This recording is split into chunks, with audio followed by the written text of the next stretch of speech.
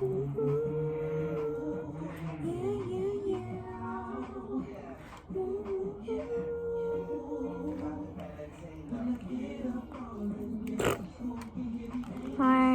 that was such an awkward intro.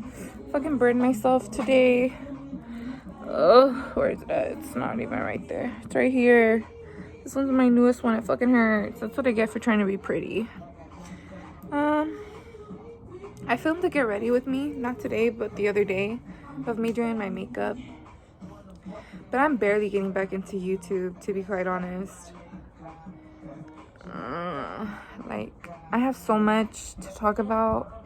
I just kind of find a format to present it to you guys. Like, fuck, I'm gonna need to bring out my laptop and do some PowerPoint for y'all motherfuckers, because there's a lot.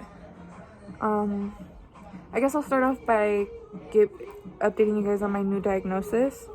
My new psychiatrist that I'm gonna be working with my 8-week rehab program. Yeah, so I was diagnosed, well, this new doctor diagnosed me with bipolar 1, PTSD, and severe cannabis dependency. And there's certain points that you get for answering yes or no on certain questions. And mine was really high when it came to self-medicating with other substances. It was a total of adding up with benzos, marijuana, and alcohol. So they accumulated that score and decided that it'd be best for me to enter their 8-week rehab program. It was time. I've been smoking since I was about 14. And that's not something to necessarily brag about or be proud about. So let me kind of explain what me smoking with my disease, with my mental illnesses can create. The repercussions if I would have chose to continue smoking with my new medication. So our brain produces a natural chemical called dopamine, which is what gives you your energy and kind of what just makes you yourself. And every person has a natural amount released. My chemicals in my brain are imbalanced, which is why I have bipolar disorder. He didn't mention anything about the schizoaffective disorder, so I don't know. That's something I'm gonna have to discuss with my old psychiatrist while I transition into my new psychiatrist. He's not gonna take over. My psychiatrist that recommended me into the 8-week program, he's not gonna be my psychiatrist. That was just his diagnosis after an 1.5-hour session from when we first met over Zoom. So the program is 3 days a week, Monday, Wednesdays, and Thursdays from 1 to 4. And it's gonna be in a group environment, kind of like NA, Narcotics Anonymous, but it's more forward than that. It's a sobriety program. And you know, I've gone through withdrawals from marijuana. It's not as severe as somebody that's withdrawing from heroin or crack, but there's definitely the cold sweats, the tremors, and loss of appetite, you know, nausea and vomiting that comes with it when you're a heavy user. I was smoking maybe 3 or 4 times a day, maybe 1 gram or 2 a day, so it was pretty heavy. It was pretty continuous and pretty self-destructive, if I'm being quite honest with you, because how I had mentioned earlier about the dopamine, well, when you mix dopamine with serotonin, you get a crackhead. And some people have control over that, so they don't do behaviors and they don't act out the way I acted out when I was in psychosis. And one thing I do want to talk about is SAO, sexually acting out. I'm pissed. I am. I had an old plug that I had tipped $15 because I was like, you know, I told him, I was like, hey, thanks, you know, like I tipped you because I appreciate you never judging me for what I went through. You know what he said? He said it so casual too. He's like, no, you weren't weird. We just sexted a little. Yeah, I said sexted. He said we sexted a little. He has a wife, kids, and he's fucking 30-something years old. I was 19 when that happened. You're gonna tell me that guy looked at my behavior and my post and still thought it was okay to engage in a sexual conversation with me, you know, I'm not gonna victim shame myself, because it doesn't matter what I was doing, what I was posting, or what I was saying and doing. I was not in the proper headspace to be engaging in sexual acts, let alone conversations.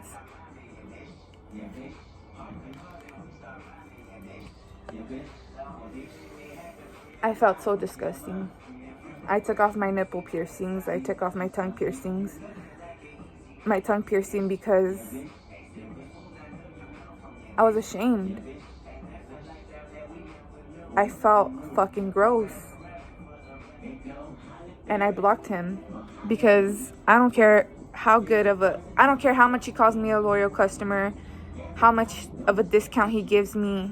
My dignity is worth any fucking amount of fucking THC. And I don't even need that THC. My grandparents were telling me that when I was going through that, he would try to come and give me more weed, even though I was already fucked up, that they had to ask him to leave 3 times. That's disgusting. That's some predatory shit. You know that this is triggering me, and yet you're still trying to give me more? I'm disgusted. I truly am. And that person knows who they are. They know why they're blocked. Because I even responded right after that, and I said, wow, I had no idea that even happened. And he was just so casual about it. That's fucking disgusting. I'm fucking revolted.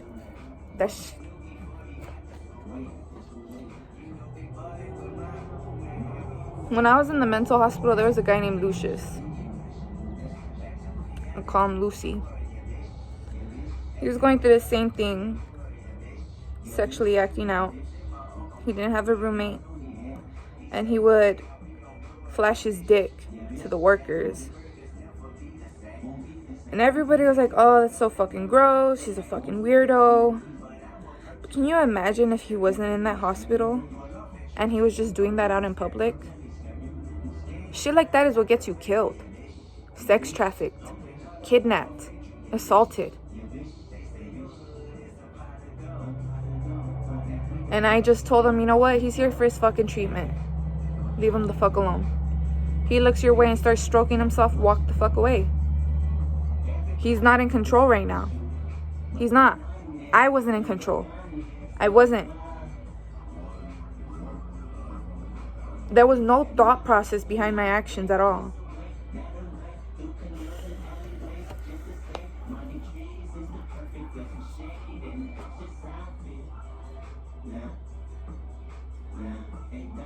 That's gross. I feel nasty. And I pray every night to have that feeling go away. I feel like dirt. And feeling like dirt when you're trying to love yourself is the most frustrating thing. Because I don't even remember. Does he have screenshots? Did he save the photos to his camera roll? Were there videos? Did it ever get physical?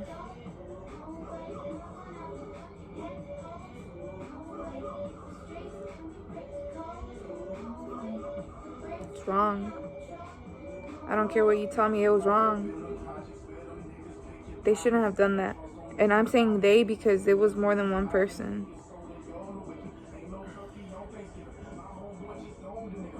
Why would they engage in that conversation knowing I wasn't in the right headspace? I'm not gonna victim shame myself because I did not. I don't care what I was saying to you. You were in a headspace that was clear. I wasn't. The people that engaged in these sexual explicit conversations with me should have walked away. Everything I was posting on my story, everything I was ranting about everywhere on social media was so fucking blatantly obvious that I was going through some mental crisis.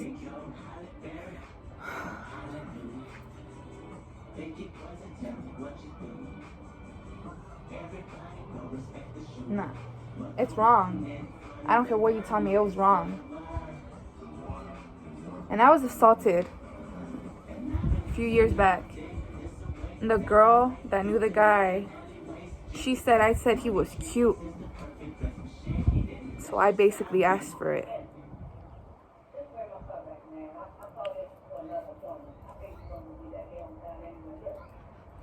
Those people aren't in my life anymore. And that's the important part. A big part of this is just moving the fuck on. Letting it out.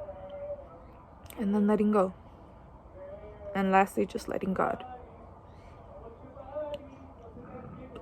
It makes me want to throw up thinking about this shit. It literally makes me want to vomit. I deleted my first Instagram, the Mirai Usa-chan.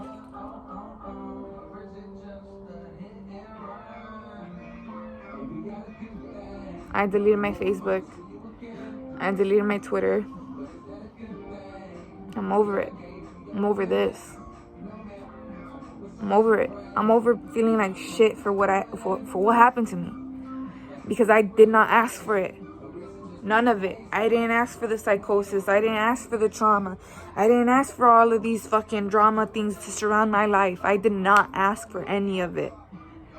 And I'm tired of being shamed for pulling the mental health card when the reality is that's what came with this illness.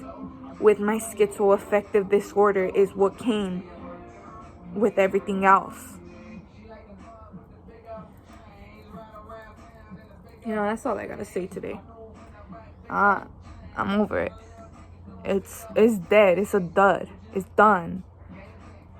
I'm forgiving myself day by day, and that's the important part. I forgive myself and I forgive those who fucking trespassed against me, because that's how life is supposed to be. Gotta let go of that hate. You can't harvest hate like that.